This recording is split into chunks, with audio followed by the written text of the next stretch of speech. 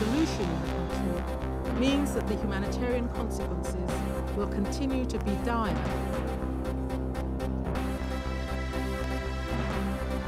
We have entrusted our brother Richard to God's mercy, and we now commit him